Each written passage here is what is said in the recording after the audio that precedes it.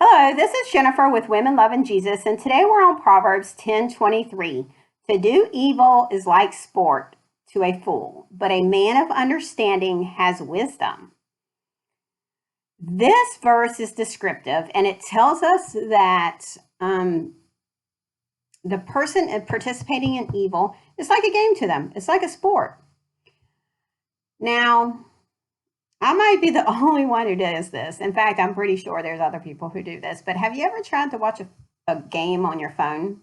And nowadays, there's so many different jerseys, actually. And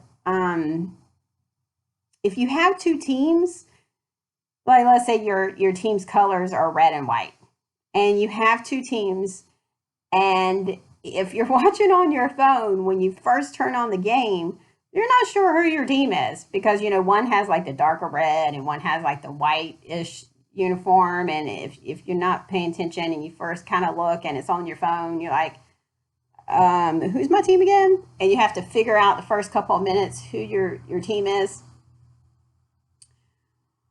Well, sometimes evil, Satan, who is the coach of evil, tries to mimic and be like God, so we're confused about which team is God's team.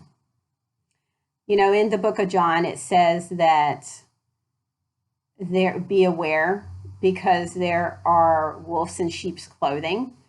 They will appear to be on God's team. Their uniforms may be similar, but be aware they are not. And I think for us Christians, one of the things that this verse helps us with is point us to the direction that we have to be aware and make sure whose God's team is.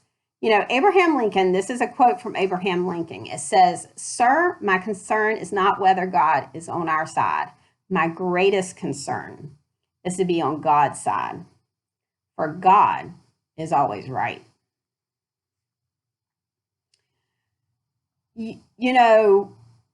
One thing we can do is we can start making plans and we can start figuring out our plan, our game plan, what we're going to do.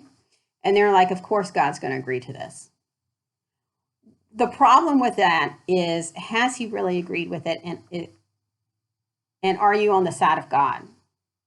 Instead, there's a path that can be taken of saying, wait a second, I'm going to God. I'm going to make sure, God, what is your plan? Because guess what? God is always right. God will always win. You don't have to look and guess and do all this. Oh, I wonder who's going to win the championship this year. No, God's already won. There is no guessing. I'm putting my bets on God.